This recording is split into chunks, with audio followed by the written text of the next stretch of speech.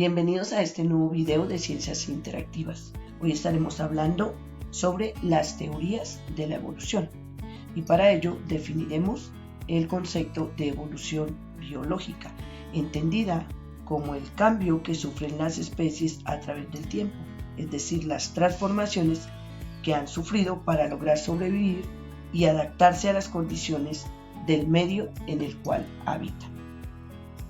Las teorías evolutivas están definidas como aquellos postulados que se han planteado a lo largo de años de estudio e investigación y que han permitido entender cómo los seres vivos han cambiado a través del tiempo, es decir, se han ido transformando.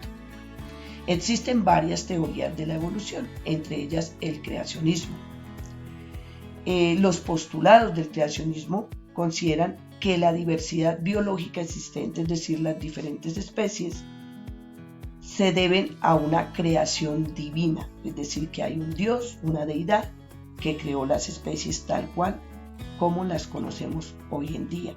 Está escrito en algunos libros sagrados como el Génesis del Antiguo Testamento.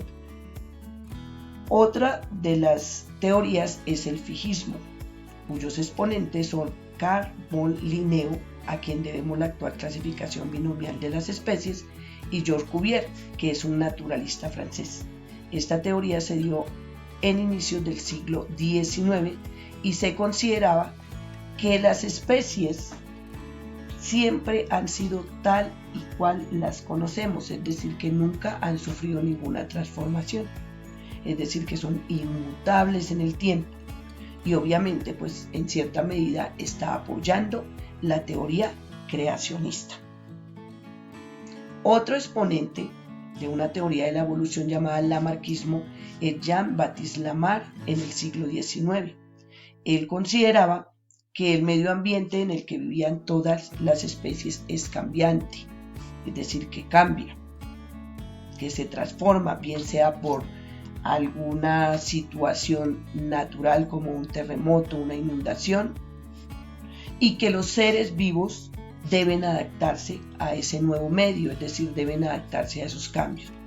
Él también habla de que los seres vivos utilizan más unos órganos que otros y habla del uso y desuso de los órganos. Entonces él consideraba que habían órganos que lograban desarrollarse más y que se robustecían, y esos órganos son los que más se usan, mientras que habían otros órganos que no se usan y por lo tanto se atrofiaban. Uno de sus ejemplos más importantes es el de las jirafas. Él consideró que en algún momento todas las jirafas tenían sus cuellos cortos y que se alimentaban de semillas que encontraban en el medio, en la tierra, pero que posteriormente con el tiempo se les acabó ese alimento y ellas tuvieron que empezar a mirar los frutos de los árboles altos, de tanto alzar sus cuellos para lograr alcanzar esos frutos y esas hojas.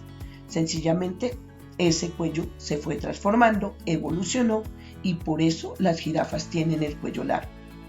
Lamarck también hablaba de los caracteres adquiridos y él decía que esos caracteres adquiridos eran transmitidos de padres a hijos, pero en ese momento cuando él hablaba de caracteres que se adquirían o se transmitían, no se conocía de genética, entonces por lo tanto no se sabía cómo esas características lograban pasar de padres a hijos y hacer que, por ejemplo, en el caso de las jirafas, los nuevos individuos que nacieran con ese cuello largo.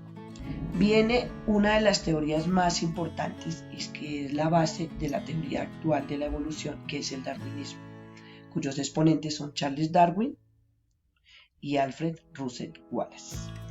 Charles Darwin es un naturalista inglés que nació en 1809 y falleció a los 73 años en 1882.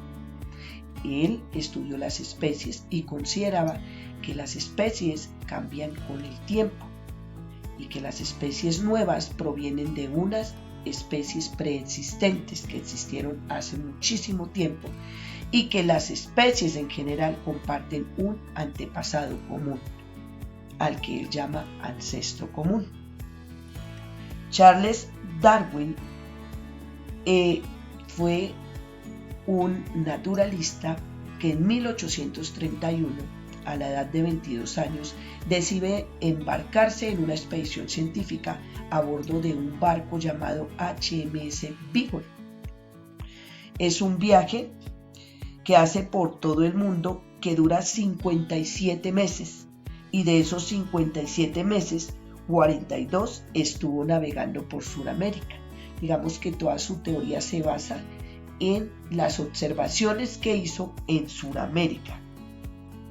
Durante estos 5 años de travesía, digamos que él toma apuntes, toma nota de todo su trabajo y finalmente narra sus anécdotas del viaje en un libro que denomina El viaje del Beagle. Todo su trabajo estuvo basado en la observación, en la recolección de especímenes de plantas y animales, de rocas, de fósiles y finalmente, digamos, en la recopilación de todos esos datos para lograr tener sistematizada la información que le permitiera llegar a exponer a la comunidad científica sus conclusiones y todo, digamos, los postulados que él vino a plantear para esta teoría de la evolución. Charles Darwin en la Patagonia y en Punta Alta, es decir, entre los límites de Argentina y Chile, encontró 9 fósiles de animales gigantes que ya están extintos y vio en ellos características similares a los organismos que existen hoy en día. Algunos de esos organismos extintos que encontró fue el Milodon darwini, que se parecía a un perezoso pero era gigante, el Cliptodonte, un armadillo gigante, y el Toxodonte, que él consideró que era una mezcla entre un hipopótamo y un rinoceronte. Lo anterior fue evidencia de que los individuos de las diversas especies se veían muy diferentes en el pasado, y eso le hizo pensar que los seres vivos cambian a lo largo del tiempo, al igual que la superficie terrestre. Y ahí es cuando Darwin empieza a hablar de la evolución de las especies, es decir, que las especies se transforman. Él, digamos, dentro de todo su viaje, visitó unas islas en el Ecuador llamadas las Islas Galápagos, constituidas por 16 pequeñas islas volcánicas que están a 966 kilómetros de la costa oeste del Ecuador. ¿Qué observó Darwin en estas Islas Galápagos? Observó que las islas eran diferentes, que tenían suelos diversos y que en esas islas habían rocas distintas. También observó que los animales y plantas de las diferentes islas no eran iguales, es decir, que había gran variedad de individuos, a pesar de su parecido. También se dio cuenta que las tortugas, por ejemplo, eran diferentes en cada una de las islas en cuanto a sus caparazones. Unos consideró que los caparazones tenían forma de montura que les permitía un mayor movimiento del cuello y eso hacía que estas tortugas lograsen alcanzar frutos, hojas de árboles pequeños, y otras tenían su caparazón en forma de cúpula que no les permitía un mayor movimiento de su cabeza. Por lo tanto, ellas se alimentaban más de cosas que encontraban pues en el suelo, de alimento que podían encontrar en el suelo. Estos dos tipos de tortugas, él se dio cuenta que vivían en distintas condiciones ambientales, que tenían diferentes fuentes de alimento, como ya dijimos anteriormente. También revisó y observó muy detenidamente a los pinzones, aves que son muy características de estas Islas Galápagos, y se dio cuenta que tenían unas características muy particulares, pero se fijó ante todo en sus picos y se dio cuenta que sus picos eran diferentes, algunos gruesos, otros largos, otros más romos, etc. Y que esos picos, digamos que eran así de acuerdo al tipo de alimento que esos organismos lograban conseguir en la isla en el cual estaban habitando. Aquí tenemos pinzones con diferentes tipos de pico y diferente color de plumaje. ¿Cuáles eran los principios del darwinismo? El darwinismo consideraba que la mayoría de las especies se reproducían en gran número, como tenemos aquí estos patos. Que los recursos, es decir, los alimentos, el espacio y el agua en el lugar, en el hábitat de unos individuos son limitados, es decir, que hay que cuidarlos y que no hay alimento para todos. Que los individuos de una especie no eran iguales entre sí, que siempre existía una variabilidad genética. Como consecuencia, se producía una lucha por la existencia en la que solo iban a sobrevivir los mejores adaptados.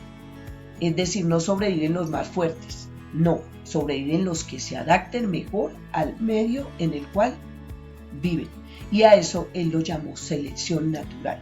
La naturaleza se encarga de seleccionar a los más aptos para que ellos continúen su descendencia y puedan seguir viviendo. Y sus descendientes heredan sus caracteres. Eso era, digamos, lo que planteaba Charles Darwin. Lo más importante fue la selección natural, que él consideró que es el mecanismo que se propone para explicar cómo se lleva a cabo la evolución de las especies. Aquí tenemos un ejemplo de lo que es la selección natural. Entonces aquí decimos que imaginemos que existen dos tipos de lobos de una misma especie. Unos lobos que tienen el pelo corto y que viven en un lugar cálido, y unos lobos que tienen el pelo largo y que también viven en ese lugar cálido. Entonces, los que tienen el pelo corto en el lugar cálido van a estar en ventaja evolutiva con respecto a los que tienen el pelo largo en ese lugar. Sin embargo, con el tiempo, imaginemos que se produce un cambio en el clima. La temperatura se hace mucho más fría en cuestión de pocos años, y este cambio ambiental va a provocar la desaparición de los lobos de pelo corto, que morirán de frío, mientras que los lobos de pelo largo, que antes vivían mal, es decir, estaban en desventaja evolutiva, se van a encontrar ahora con un ambiente en el cual ellos están mejor adaptados para sobrevivir. Como hace mucho frío y tienen un pelaje grueso, pues van a poder vivir. Al desaparecer los lobos de pelo corto y quedar únicamente los de pelo largo, lo que ha sucedido es que ese carácter o esa característica de pelo largo que está en los genes de estos individuos va a ser pasada a sus descendientes, quienes también nacerán con pelo largo, seguirán viviendo y seguirán reproduciéndose para poblar ese lugar. Entonces los que quedaron con ventaja evolutiva aquí son los que tienen el pelo largo, y los que quedan con desventaja evolutiva son los que tienen el pelo corto, que son los que desaparecen. A eso es lo que llamamos en la naturaleza selección natural. Sobreviven los que logran adaptarse al medio y logran reproducirse y pasar esas características ventajosas a sus hijos. Las conclusiones de Darwin son las siguientes. En una población, algunos individuos tendrán rasgos heredados de sus pares que le permiten sobrevivir y reproducirse, adaptarse a las condiciones del medio, poder evadir depredadores y conseguir alimento y los recursos suficientes para poder vivir bien. Los individuos con los rasgos hereditarios que les dan una ventaja evolutiva dejarán mayor descendencia para la próxima generación, mientras que los que tienen desventaja evolutiva desaparecerán. Los rasgos ventajosos tenderán a volverse más comunes en una población determinada. Sobre ellos va a actuar la selección natural, es decir, que los individuos que están mejor adaptados sobreviven, dejan más descendientes y sus caracteres hereditarios se extienden dentro de la población, mientras los que están peor adaptados dejan menos descendientes y sus genes van desapareciendo. Estos cambios progresivos se acumulan en el tiempo, produciéndose cambios en las poblaciones que dan lugar a nuevas razas y a nuevas especies, y a gran variedad de individuos dentro de una misma especie. El neodarwinismo es la teoría sintética de la evolución que está vigente en la actualidad. Esta se dio a inicios del siglo XX y está basada en la teoría de la evolución planteada por Charles Darwin sobre la selección natural que acabamos de explicar y en las leyes de Mendel, es decir, que los seres vivos experimentan variaciones debidas a mutaciones que se dan en los genes y que se producen al azar, lo que genera una gran variabilidad genética entre los individuos de una misma especie. Inicialmente, cuando Darwin planteó su teoría de la selección natural, no se conocían las leyes de Mendel. Ya se saben que esos rasgos están en los genes y que se heredan de padres a hijos.